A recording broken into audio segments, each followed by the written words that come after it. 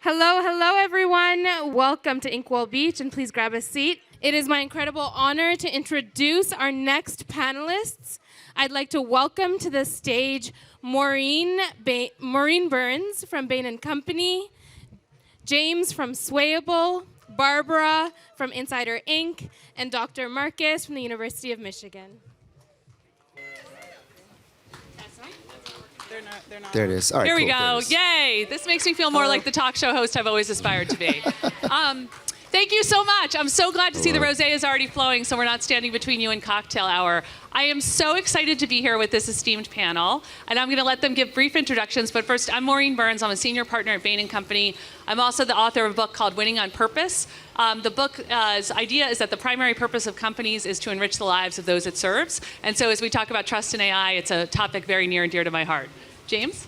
Yeah, great to be here. Thanks, Maureen. James Slezak, CEO and co-founder of Swayable. We measure persuasion.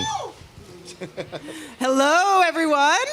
It is wonderful to be here with all of you and chatting about AI. My name is Barbara Peng, and I'm the president of Insider, the global news organization.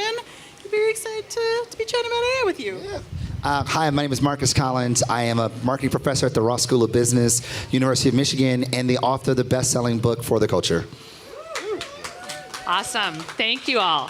So first question, as data and I are becoming more sophisticated, I'm going to go to Marcus with this one.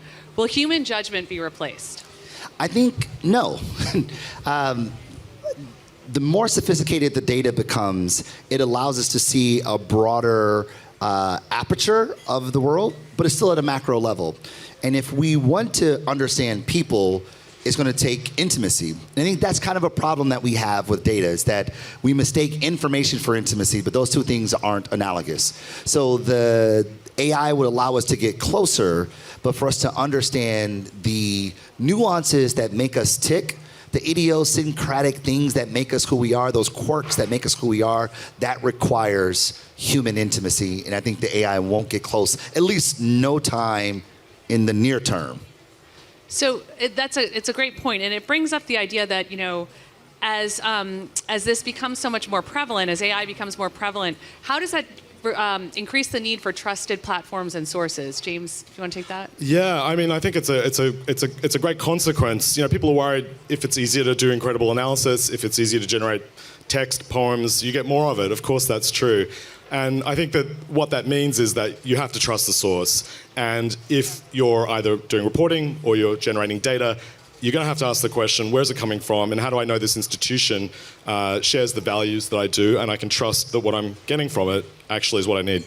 Yeah, Barbara, I mean, you've got a newsroom full of reporters, so how are you thinking about that? I think about this a lot. Really, there is going to be an influx of information and misinformation, and we've seen this before. And people don't have the time to sift through, fact check, or what have you, which just means that they will seek out brands that they can trust, people that they can trust. So that only becomes more and more important in future. So we are excited about this at Insider, and very much leaning into that. And on that note, we were talking about, oftentimes you'll partner with different people with data and things like that. And has there been a time when, you've done one of those partnerships and it turns out the data that you were getting wasn't really what you thought or wasn't fully complete? And how do you handle that? And especially in this new world where there's going to be probably less human intervention in that, how are you thinking about that as a business leader? Okay, my background is actually incredibly nerdy. So I'm used to using and looking at data, verifying, the accuracy, where it comes from, asking good questions, and this should be no different. We have to approach this way. There's actually a very funny, example that our global editor-in-chief, Nick Carlson, uses sometimes at the newsroom is when you ask AI questions, you should treat it like your drunk friend at a bar, which is, there's just going to be some stuff that comes out there that you might not be able to trust, but there is some good information through that. So it's the trust but verify approach.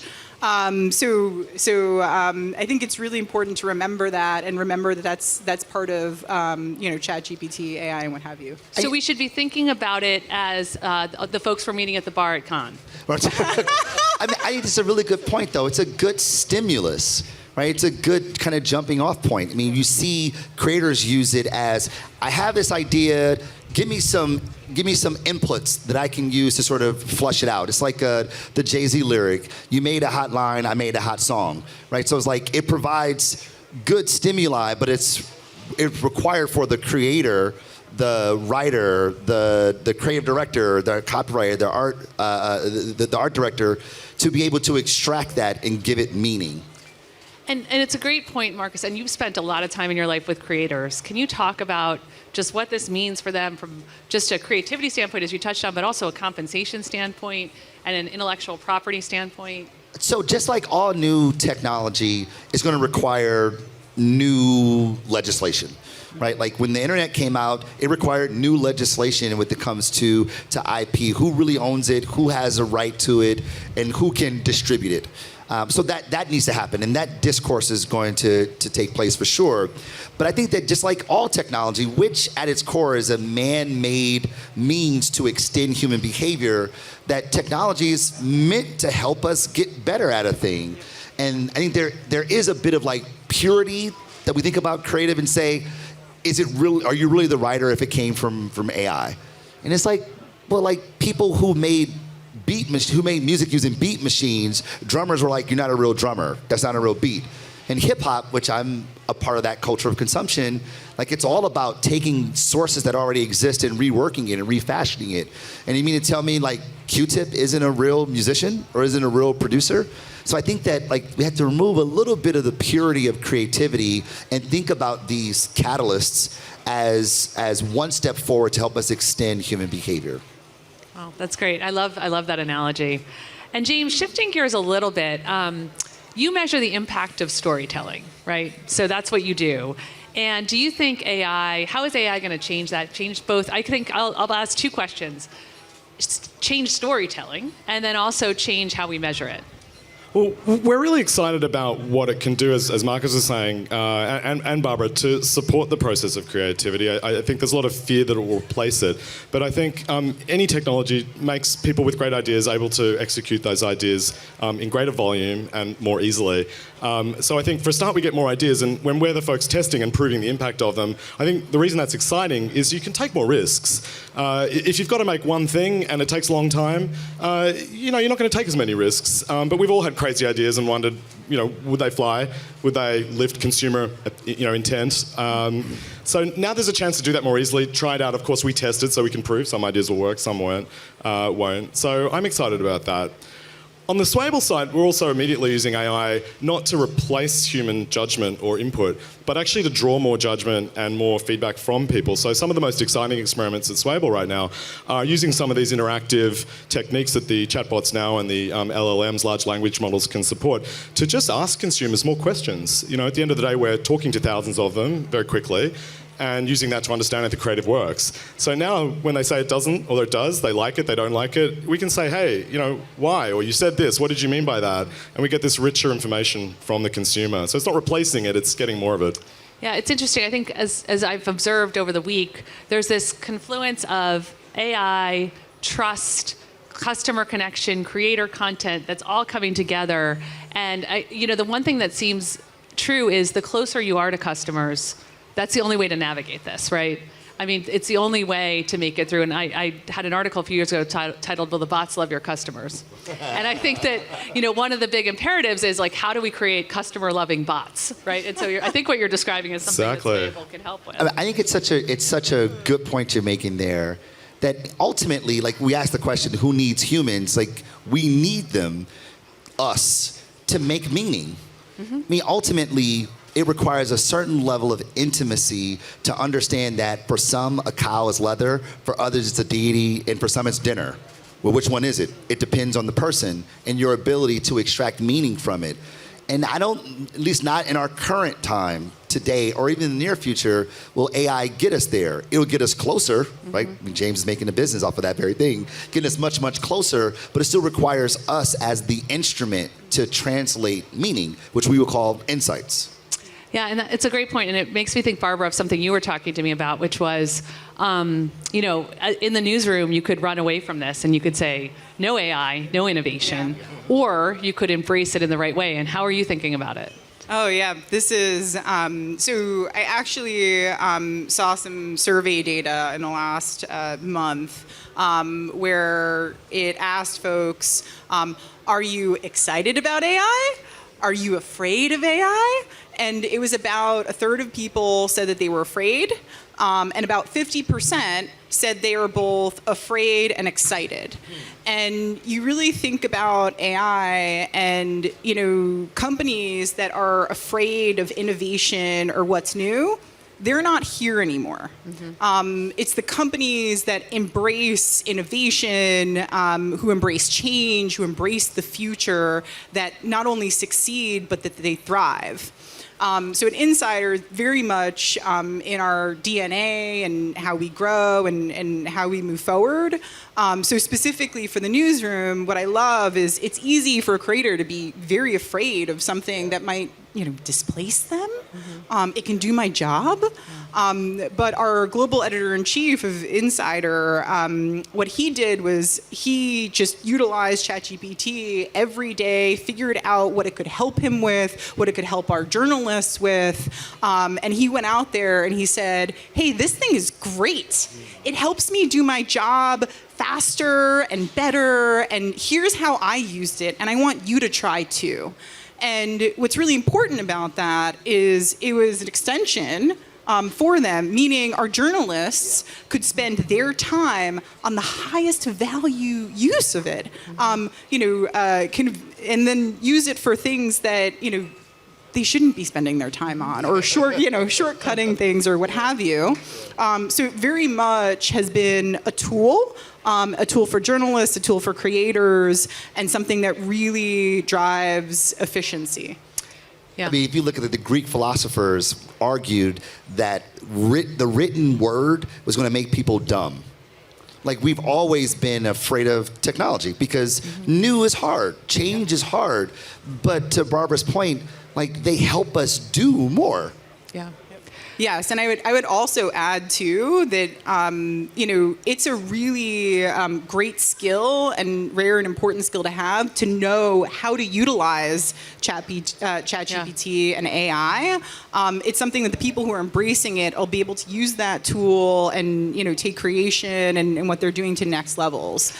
So they shouldn't be afraid. Should check it out and try it. Yeah, it's such a great point. I mean, I think we're all telling our kids to become prompt writers. But James, I want to turn to you. Seriously, what's the job of the future? Right now, it's prompt writing.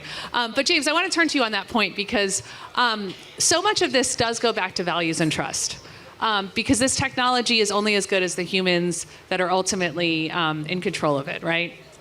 And so if we think about it all being based on data, and you spend a lot of time looking at data and looking at the impact of data on individual opinion, is there such a thing as neutral data? And Oh, that's a great question. Look, I don't think there's any activity you can undertake that doesn't have as the basis some values behind it. And the people in an organization are doing the thing for a certain reason, set of goals, and underlying that some values. So if the data is coming out of an experiment, out of a platform, I think in that regard, there are values underlying it. What they've chosen to focus on, what they've checked the most, what they have checked less. And I think we're really going through this transformation where 5-ish years ago, not even that long ago, the idea about a data platform, really any tech company, was, you don't really need to worry too much about the values. Don't sort of ask too many questions. Just sort of cash the checks and, do the work. And I think people are starting to realize that can lead you down some dark roads if you're not careful.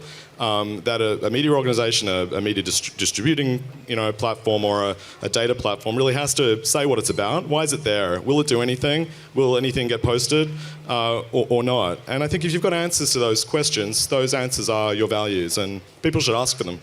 So I guess the follow-up I'd have to ask is objectivity a thing? Does it exist? I think it exists as an ideal. Yeah. I think we can never know that we're objective, but I think trying is a lot different than not trying. And Marcus, I mean, you study culture, so what would you say there? I was going to fully agree. Yeah. Like, the world is inherently meaningless. right? That is, there's no objectivity. Things happen, but the way we experience them and translate them is based on our cultural lenses, right? The world is subjective. We give things meaning, and therefore, because we give things meaning as we observe phenomenon in the social world in which we live in, we have to understand how those people translate it if we are to understand them. Whether it's the stories that we tell, the campaigns we put in the world, the music that we make, the poetry that we create, and all the other cultural production that we put in the world requires just ridiculous, radical intimacy so that we're able to understand the subjective that exists in how people see the world. It really strikes me that this concept of trust is going to be even more important, and that customers are going to, the winners are going to be the ones whose customers truly believe that what they're getting and what they're doing is in their best interest. We have such a great group here. I want to leave a few minutes for questions. Really great insights here. Are there folks here that have some specific questions for our panelists? Any questions? Don't all rush forward at once. Yeah. Yes. Can you? Do we have? I don't know that we have a mic. I can really fulfill my dream to be a talk show. You're right. That's great. Well done. Yeah, it's awesome. Well done.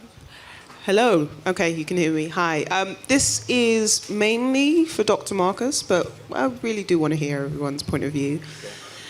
With AI, there is the question of ownership and how that can be managed, because especially, Dr. Marcus, you understand from the point of view of culture, the people that own the culture or really influence and create the culture never really get the ownership rights. How can we avoid or mitigate that? So that's you're absolutely true, absolutely correct. Typically, people who don't have power, they don't have ownership of their cultural production. It is easily conquested, reworked, and then exploited, which feels like it's even ripe to do that even more in an AI world where there's no regulation of sorts, which is even more the reason why it needs to have regulation, and more reason why we need to have conversations about said regulation. If not, not only will we repeat what is currently happening, it will be actually quite worse. That's the only answer I have. I mean, it's something I think that's not actually a part of the discourse that should be. Like, that's not a part of the rhetoric. It's really about who owns the IP as opposed to who owns the cultural expression of a group of people. There's a guy named Tommy Johns who you should check out, and he's talking about how do you quantify the exploitation of other people's cultural production, and he should be at the center of that conversation when it comes to AI, for sure. I would just add that two of the biggest creators that were here this week that I saw, will.i.am and Tinks, they both were terrified. I mean, you could almost see it in their eyes, and about the need to regulate and preserve the creative side of this and the rights to the creators. I mean, we did it with MP3s, right? Once the modality changed, it requires new legislation. It's necessary. Probably have time for one or maybe two more questions. Hello, hi. It's kind of linked to that first question, actually. I was speaking to someone earlier about Gen Alpha and them being the first generation that will have parents as influencers. And so a lot of them, post their children online without their consent. And so as a result of that, do you think that there are going to be any behaviors that you see change with that generation? I'll give us as an example. Millennials, of which I am, we sort of gave our data to Facebook and Instagram because we wanted access to the apps, So we gave our data away. Our parents probably are having their data stolen or hacked or something right now. So what behaviors do you see that Gen Alphas are going to start to embody as a result of that? James, you got some data on that, right? Obviously, this is so James. Sure. Oh yeah, I think it's actually a healthy trend as you go from the older to the younger generations. I used to work at New York Times, and we were constantly worried about our readers aging out. And when we started to survey them, what we noticed was actually the younger folks read more diversely. They were much less likely to think what I thought when I was a kid, and certainly my parents did, that the way you learn about the world is the newspaper gets thrown over your fence in the morning, and you pick it up, and over your Weet-Bix, you read what's happening in the world.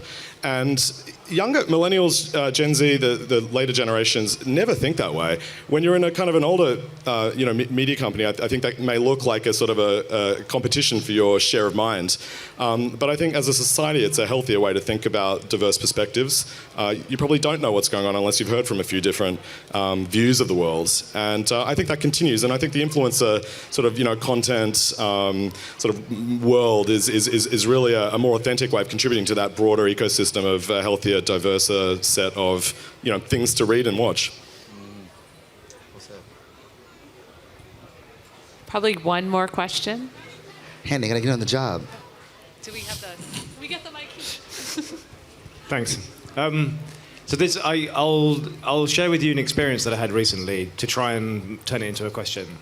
So I was using ChatGPT in a situation where I needed to write an email. I didn't quite enough time to write a full email that it deserved to be, but I knew that I needed to convey quite complex pieces, and so it wasn't just a two-liner. So I used ChatGPT in order to help me write this email, and it did do a fantastic job of doing this. And I sent it out to the folks who needed to receive it, and it was great, job done.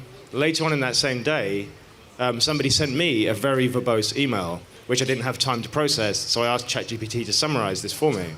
And it struck me like, there's a cartoon about this.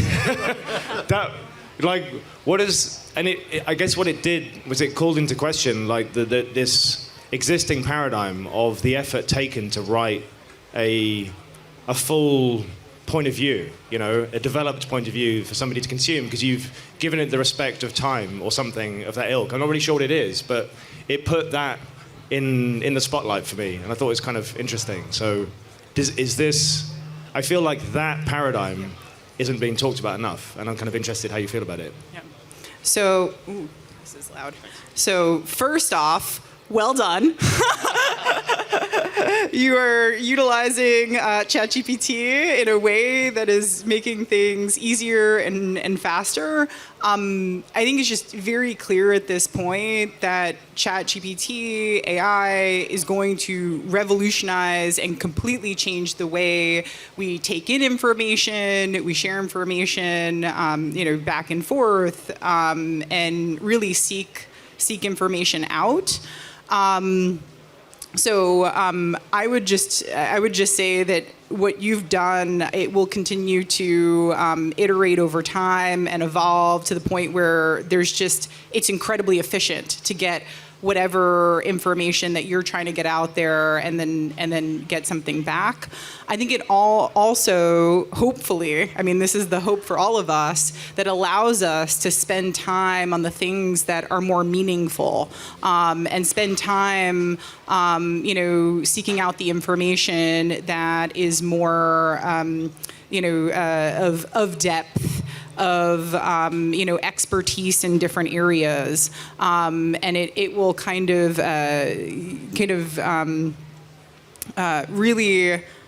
really take over a lot of the commoditized and very quick back and forth that we'll have to have. So we're gonna see a ton of really disruption, but also innovation in that space. Well, I think that's all the time we have today. Thank you all so much for coming. Thanks to our terrific panelists. And I think the takeaway is trust is critical. Know the people you're dealing with, values, and embrace innovation. Excellent. Thank you. Oh, sure. Of course.